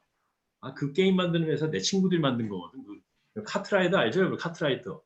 이거 내 친구가 만든 거거든. 걔네들 평민들이었는데 지금 재벌이 됐잖아요. 우리나라는 평민의 재벌되는 게 가능해. 근데 스웨덴은요, 평민이 재벌되는 게 불가능합니다. 평민이 재벌되는 게 불가능한 이유는 세금이 너무 많아서. 그리고 발렌베리 가문에게 이런 특권들이 있기 때문에. 그래서 이게 의외로 복지국가가 발전했음에도 불구하고 계층화가 있어요. 스웨덴에. 그런 단점이 있습니다. 어쨌든 그렇지만 발렌베리는 85% 소득세를 약속하고 특권을 인정받아요. 하지만 발렌베리는 사적 소유권을 인정받았지만 국가는 어떡합니까? 발렌베리 가문으로부터 85%의 소득세를 걷어서 그걸로 노동자들을 위한 정책을 실행할 수 있게 되는 거죠. 그게 이제 사회적 코퍼레이티즘의 핵심입니다. 그래서 여러분 이건 이제 잘 보세요. 이걸 내가 정리한 거야 이거. 이걸 잘 정리할 줄 알아야 돼요. 이겁니다. 스웨덴 위대한 인물들 정리하겠습니다. 노동계에는 누가 있었어요? 렌과 마이드라는 사람이 있었어요. 렌과 마이드는 뭐랬습니까? 동일노동 동일임금으로 동일노동 동일임금이라는 연대임금을 가지고 노동자들의 임금 인상 자제를 강조하면서 노동자 임금 인상 자제를 강조하면서 완전 고용을 달성하는 그런 일을 했어요. 사장님은 누굽니까? 발렌베리. 85%의 소득세 납부를 약속했어. 그러면 일자리 창출 약속하고 정은 뭡니까? 기구 플러스 한송 같은 데 돌맞을 각오로 그 당시 사회민주당의 당론과 다른 얘기들을 했어요. 그래서 스웨덴은요 노동계에도 위대한 인물이 있었고 사용자에도 위대한 인물이 있었고 정치계에도 위대한 인물이 이런 위대한 인물들이 모여서 합의를 이뤘기 때문에 현재의 스웨덴을 만들 수 있었다. 이제 그런 얘기입니다. 이들의 공통점이 뭡니까? 이들의 공통점? 자기 집단의 이익만 추구하지 않고 반대 집단을 존중하고 배려하며 상생을 모색했다는 것이 공통점이죠. 근데 우리나라는 어때요? 자기 집단의 이익만 추구하고 반대 집단은 개무시하면서 나 혼자 살겠다고 하잖아요. 근데 그렇게 살아봤자 결국은 나도 죽는다는 거예요. 그렇게 하면. 상대방 죽이고 내가 살면 나도 죽는다는 거예요. 그걸 왜 역사에서, 그걸 왜 우리나라 정치가들은 역사에서 뭐 배우지를 못하는지 난 이해를 못하겠어요. 왜 그런 교훈을 역사에서 배우지를 못하는지. 어? 그런 교훈 좀 제발 배우라고. 그런 교훈을 역사에서 배워야 될 거 아니에요. 최근에 여러분 안철수 씨 있죠? 안철수 씨가 스웨덴에 가서 스웨덴 엄청 연구했답니다. 스웨덴에서 잠시 정치를 쉬면서 예전에 한 몇 년 전에 안철수 씨가 대통령 선거 떨어졌잖아. 대통령 선거 떨어지고 나서 잠시 정치를 쉬면서 스웨덴에 가가지고 스웨덴에 대해서 엄청나게 연구를 많이 했대요. 스웨덴에 대해서 엄청 연구를 많이 했으면 그럼 이런 것들을 배워서 정치에 좀 실현하기를 진짜 바랍니다. 진짜. 근데 그런 걸 실현했으면 좋겠는데 안철수 씨도 갈수록 입이 험해지셔가지고 갈수록 입이 험해지셔가지고 너무 참 안타깝긴 합니다. 여러 가지가 어쨌든 이 악순환의 고리를 누가 끊을 것인지. 응? 여러분이 저를 국회로 보내니 내가 좀 끊어볼까 하는데 그럴 일은 없을 것 같고 어쨌든 뭔가 이 악순환의 고리를 끊어야 돼. 누가 끊어? 여러분이 끊어야지. 여러분이. 우리 같은 꼰대들이 못 끊는 우리 같은 꼰대들이 못 끄는 악순환의 고리를 여러분이 끊어야지. 그리고 이제 보편적 복지, 스웨덴 복지의 세 번째 핵심 보편적 복지입니다. 보편적 복지는 뭐냐면 모든 계층의 사람들이 모든 영역에서 누릴 수 있도록 하는 복지를 말하는 것이죠. 그래서 우리 기억나죠? 그 노벨상을 받았던 군나르 미르달. 군나르 미르달은 1930년대 출산율 급감에 따른 수준 낮은 논의를 뒤집는 획기적인 저서를 발견해요. 그때 있잖아요, 여러분. 1930년대 출산율이 급감을 했어. 우리나라도 지금 출산율이 급감을 하잖아요. 출산율이 감소하는 이유는 뭘까요? 여러분, 우리 여학생 여러분들 아무래도 출산율은 여성들의 의사와 관련이 크잖아, 그지? 출산율이 낮아지는 이유가 뭘까요? 여성들이 왜 아기를 안 낳나 그래? 아기 힘드니까. 결국은 출산율이 낮은 이유는요, 100% 여성들이 행복하지 않기 때문에 애를 안 낳는 거예요. 여성들이 행복한 환경이 돼야지 여성들이 애를 낳는다는 거죠. 근데 그때 워낙 애를 안 낳잖아? 애를 안 낳으니까 그러니까 출산율이 떨어지니까 그 당시에 얼마나 수준 낮은 대책들을 내놨냐면 애 없는 부부한테 세금을 세게 매기는 그런 걸 했어. 애를 왜 안 낳는데? 애를 안 낳는 이유가 살기 힘드니까 안 낳는 거거든. 그럼 살기 좋게 해줘야 애를 낳을 건데 살기 좋게 할 생각을 안 하고 세금을 더 먹여버리는 거야. 애를 안 갖는 부부한테 세금을 왕창 매겨버리고요. 결혼을 안 하는 청년들한테 세금을 왕창 매겨버리는 거야. 결혼 안 하면 세금 엄청 내야 돼. 결혼해도 애를 안 낳으면 세금 엄청 내야 돼. 그러면 세금 부담 때문에 어쩔 수 없이 애를 낳을 거라고 단세포적으로 생각을 한 거지. 그 당시에 인간들이. 그 꼴을 보고서 미르달이 한심히 여겨서 그런 수준 낮은 논의를 획기적으로 뒤집어버립니다. 그래서 군나르 미르달이 어떻게 하냐면 인구 문제의 위기란 책을 만들어요. 인구 문제의 위기란 책을 내면서 예방적 사회정책이라는 보편적 복지 개념을 도출합니다. 여러분 책 213페이지에 있으니까 한번 읽어보도록 하세요. 그 예방적 사회복지 정책이란 건 뭐냐면요. 한마디로 그거야. 여성들이 행복해야 된다는 거야. 여성들이 행복한 환경을 만들어줘야 되는 거고 여성들이 애를 마음 놓고 낳을 수 있는 여성들이 애를 마음껏 낳을 수 있고 낳은 애를 마음껏 기를 수 있는 그런 환경을 마련해야 되는데 그런 환경이 되려면 보편적 복지를 할 수밖에 없다. 이제 그런 얘기를 한 거죠. 그다음에 이제 안나의 삶에 대해서 214페이지부터 보시면 됩니다. 안나의 삶 한번 보셔야 돼요, 이거 여러분. 시간이 없어서 내가 지금 다 볼 수 없는데 여러분 이 213페이지, 214페이지 여기는 교재를 꼭 읽어보셔야 시험을 치를 수 있습니다. 요 강의안만 봐서는 시험을 못 치러요, 여러분. 내가 일부러 수업 열심히 들은 학생들이 점수를 더 받을 수 있도록 일부러 중요한 건데 강의안에 안 써놓고 말로만 하는 게 있어요. 그러니까 여러분 시험 잘 보고 싶으면 213쪽, 214쪽 다 읽어보셔야 돼요.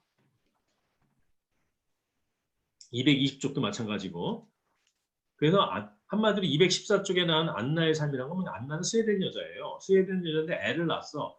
한마디로 결국 뭐냐면 스웨덴에서 애를 낳고 애를 기르는 것이 얼마나 수월한지, 애 낳고 애 키우는 것이 얼마나 수월하고, 애 낳고 애 키우는 것에 국가가 애 낳고 애 키우는 일에 국가가 보편적 복지를 동원해서 얼마나 이것을 쉽게 만들었는지, 그래서 얼마나 우리 안나 씨가 행복한지 그 얘기가 214쪽에 나와 있어요.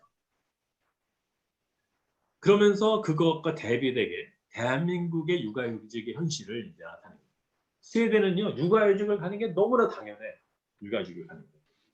물론 일 잘하던 직원이 육아휴직 때문에 회사를 빠진다 그러면 기업주 입장에서 조금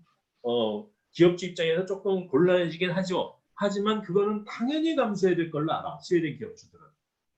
당연히. 그래서 저 사람이 일하다가 저 사람이 우리 회사 어떤 부분을 담당한 저 사람이 갑자기 저 사람이 빠져버리면 우리 회사는 잠깐 어려워진다는 건 알아. 우리 회사가 잠깐 어려워지지만 잠깐 어려워지는 건 알지만 이렇게 해야 장기적으로 우리 국민 경제가 다 좋아진다는 걸 깨닫기 때문에 그걸 아주 흔쾌하게 감수합니다. 그러니까 좀 뭡니까?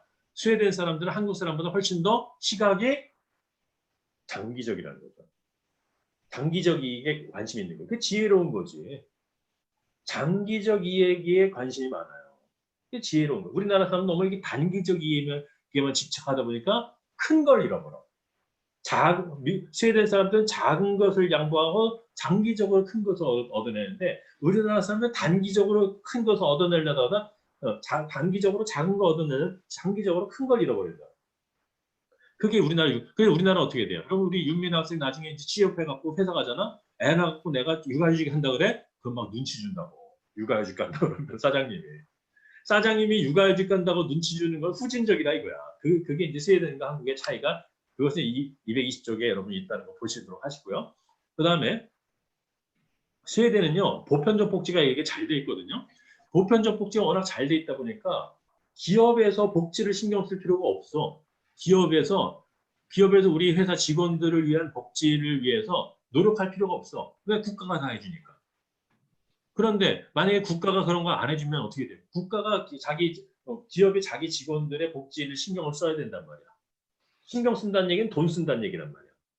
그러면 기업들이 아무래도 한 사람을 채용하게 되면 그 사람 월급 주는 거 외에도 여러 가지 그 사람의 복지 혜택을 위해서 지출하는 게 있단 말이야.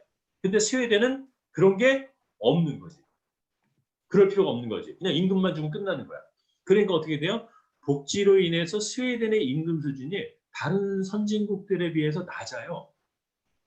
즉 미국에서 100만 원 버는 거하고 스웨덴에서 70만 원 버는 거하고 돈은 미국이 더 많이 버는 것 같지만 스웨덴은 미국에서 100만 원 받아서 자기 복지를 위해 써야 될 게 너무 많단 말이야.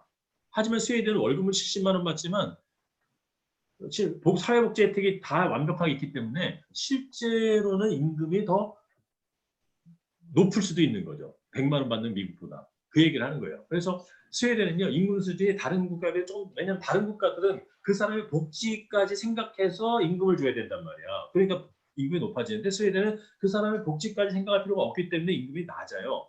임금이 낮으니까 어떻게 해야 돼? 다국적 기업들이 보기에 저 나라는 임금이 낮네? 그러니까 투자하기가 좋지. 투자 유치에 그래서 유리하다는 거예요. 그래서 스웨덴이 발전한다는 거예요. 그래서 스웨덴 복지의 핵심은요, 완전고용 코퍼레티즘 보편주의 복지입니다. 그 다음에 경제와 복지. 보통은 경제와 복지는 동시에 잡을 수 없다라고 생각해요.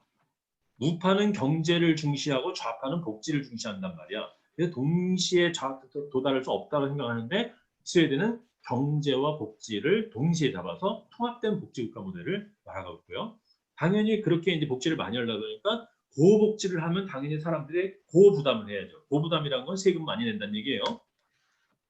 그래서 스웨덴의 집권 3인당은 1951년에 랭가 마이드너가 아로에서 발표했잖아요. 그죠? 아로에서 1951년에 발표했는데 스웨덴 집권 3인당에 그로부터 5년 뒤에 렌 마이드너 모델을 정부의 공식 입장으로 채택을 해요. 그 다음에 노사 갈등이나 정부의 강화 없이 전 분야가 유기적으로 발전하는 모델을 제시해. 그걸 일본의 어떤 학자는 스웨덴 패러독스라는 책을 써서 표현했습니다. 스웨덴 패러독스. 노사 갈등이 하나도 없고 정부의 강압도 없는데 알아서 전 분야가 유기적으로 발달하고 생산성이 낮은 기업이 알아서 문 닫고 생산 높은 기업이 알아서 발전하고 알아서 발전하는 갈등이 하나도 없는데 알아서 자연스럽게 발전하는 이게 놀랍다는 거예요. 그게 스웨덴의 모순이라는 거지. 모순적으로 잘 돌아간다는 얘기입니다. 그래서 기술 발전으로 인한 실업을 공공 분야 일자리 창출로 기술 발전하면 당연히 여러분 어떻게 돼? 기술 발전하면요. 기술로 인력을 대체하기 때문에 사람이 일자리를 잃는단 말이야. 그런 일자리 잃은 사람들 위해서 뭐해? 그 사람들을 일자리 잃은 사람들, 기술로 인한 실업을 보존하기 위해서 공공 부문의 일자리를 많이 만들어요. 공공 부문의 일자리라고 뭐냐면 주로 애 돌보는 거, 사회 서비스 같은 거 있죠. 육아라든지 보육이라든지 교육이라든지. 그래서 스웨덴은 육아나 보육이나 교육에 종사하는 사람이 상당히 많습니다. 그래서 그 공공부문 일자리는 주로 사회 서비스 일자리 얘기하는 거예요. 출산, 양육, 교육, 보건, 의료, 보안 같은데 그런데 일자리 창출해. 그러니까 어떻게 돼? 국민들은 스스로가 복지의 수혜자이면서도 스스로 또 복지 분야에 종사해. 자기가 복지 분야에 종사하면서 자기도 복지의 수혜자가 된다는 거예요. 그러면서 스웨덴은요. 모든 아이는 우리 모두의 아이다라고 강조해. 좋은 얘기죠, 여러분. 모든 아이는 우리 모두의 아이다. 근데 이게 명과 암이 존재해. 모든 아이는 우리 모두의 아이기 때문에 한 아기는 나 혼자만 예를 들어서 우리 이시영 학생이 애를 낳잖아. 그럼 이시영의 애가 아니라 우리 국민의 애라는 거예요. 그러니까 우리 국민이 같이 키워야 된다. 되게 좋은 얘기 같죠. 하지만 이건 암이 존재. 무슨 암이 존재? 이시영 학생이 내가 내 철학대로 애를 교육하고 싶은데 그게 안 돼. 내 철학대로 교육하고 싶다면 부모가. 근데 그게 안 돼. 그게 불만이에요. 스웨덴 부모들도. 그래서 공적연금과 실업급여는 종전임금의 80% 정도인데 근로를 전제로 도덕적 해이를 방지한다고 하는데 실제로는 도덕적 해이가 좀 있습니다. 이거 거짓말이에요. 복지국가의 기본적인 철학인 케인주의의 차별화가 됩니다. 아유 시간이 너무 가서 더 이상 하면 안 되겠죠? 그럼 스웨덴 복지 여러분 케인즈는 좌파 경제학이고 케인즈는 좌파 경제학이고 스웨덴은 좌파적 자본주의니까 뭔가 스웨덴에서는 케인즈주의가 적극적으로 도입됐을 거라고 여러분 생각할 수 있으나 아까 얘기했듯이 여러분 스웨덴은 완전 좌파는 아니라 그랬어요. 미국에 비해서 상대적인 좌파지 실제로는 되게 균형 잡힌 겁니다. 그렇기 때문에 케인즈주의와는 차별화가 돼요. 스웨덴 복지는. 그래서 스웨덴 복지와 케인즈의 복지 케인즈는 뭔지 알죠? 이거 다 얘기한 거예요. 이거 예전에. 그래서 스웨덴 복지와 케인즈주의 이런 차별화가 있어요. 케인즈주의는 정부의 재정 정책을 동원한 총수요 확대 정책으로 경기 부양을 시도하지만 스웨덴 복지는 RM, 렌 마이드너 모델을 얘기하는 거예요. 렌 마이드 모델을 통해서 생산성의 지속적 향상과 구조 조정을 통해서 국가를 발전시키겠다는 거고요. 그 다음에 총수요 확대, 정부 케인즈주의 총수요 확대는 문제가 많다라고 인식하고 있다는 거예요. 그 다음에 코퍼레이티즘 조정 방식을 통해 가지고선 이런 것들로 케인즈주의가 달성하고자 하는 것을 케인즈주의가 달성하고자 하는 것을 스웨덴에서는 RM 모델, 코퍼레이티즘 같은 걸 달성한다는 거예요. 또 케인즈주의는 수요 측면의 자극을 강조해요. 하지만 스웨덴은요 공급 측면의 자극을 강조합니다. 공급 측면의 자극을 강조한다는 게 뭐냐? 아까 수요 측면이 아니라 공급 측면 왜 공급 측면이냐? 어떻게 돼? 동일 임금을 통해서 어떻게 생산성이 낮은 기업에 자연스럽게 도산되게 되잖아요, 그죠? 그럼 어디서 수요의 변화가 일어나는 게 아니라 수요의 변화가 일어나는 게 아니라 공급의 변화가 일어나게 되잖아요. 기업이 문을 닫으니까. 그래서 생산성이 낮은 기업이 문을 닫게 함으로써 자연스럽게 문을 닫게 되니까 어떻게 돼? 공급 면에서 변화가 나타난다. 공급 면에서 나타나는 변화가 뭔가 경기 부양을 하기 때문에 공급 측면이라고 얘기를 하는 거예요. 이런 차이가 있습니다. 케인즈주의와 스웨덴 복지의 차이 이런 차이가 있습니다. 자 여기까지 하겠습니다. 오늘 수업이 조금 길어졌는데 여러분 죄송하고요. 여기까지 오늘 하도록 하고 잠깐 출석 체크하고 수업 마무리하도록 할게요. 아마 나가지 말고 계세요. 수업이 조금 늦어져서 미안합니다.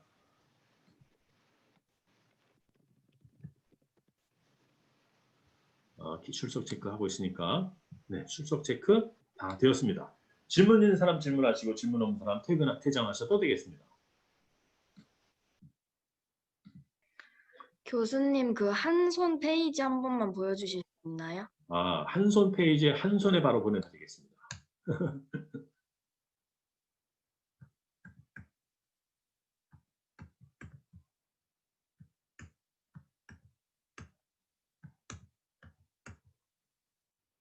이건가요? 아니 요거지, 요거.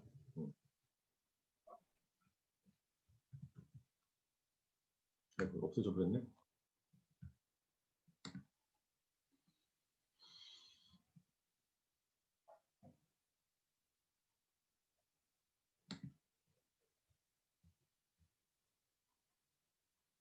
감사합니다. 네. 선생님, 혹시 네. 지금 영상 기록하시고 계시는데 이 네. 영상도 혹시 올려주시나요? 기록하고 있는 거 어떻게 알았어? 표시가 돼요. 그 표시가 화면에. 돼? 네. 어떤 학생이 오늘 자기가 무슨 저기 피치 못 저기 무슨 뭐 있대요. 자기가 네. 뭐 때문에 수업에 참석 못해서 영상을 녹화 좀 해줄 수 있냐고 해서 내가 녹화하는데 네. 뭐 올려줄게요. 네, 감사합니다. 매번 근데 내가 이걸 안 올리는 이유가 이걸 자꾸 매번 올리면 학생들이 그거 듣지 마 하고 수업을 안 들어올까 봐 일부러 안 올리는 건데 네, 올려줄게요. 네, 감사합니다. 네.